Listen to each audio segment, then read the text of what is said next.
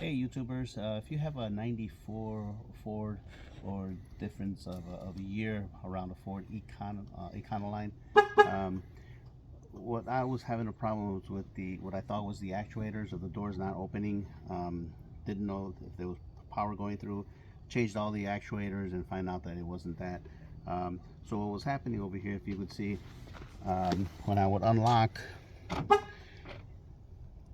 and when I tried to lock, it wouldn't lock. It'd stay. So the alarm, no problem with the alarm, it wouldn't affect it.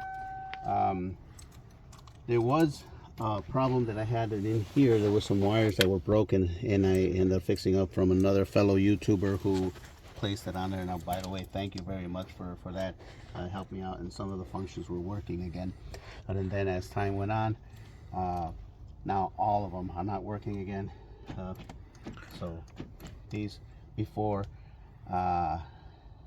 this last thing started happening, I was able to lock them and they would all lock, but now nothing's going on. So what I found was, this is what you can do. So you take out this panel here, okay, and here's some relays right in here. Right. So just take them both out, just put some brand new ones in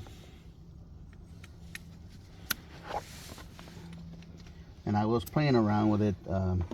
One of them was good, one of them was not good anymore, and I ended up finding out that just by changing both, now they start to lock and unlock.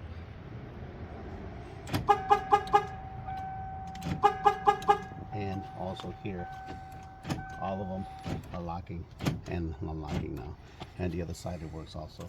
So all four doors, everything is working now, and that would be one of your cheapest things that you can do. You can get these on Amazon. I ended up getting, like, I think it was 10 of them for about $9 special. So yeah, that might be your problem. And just get it in there and you just put everything back. All right.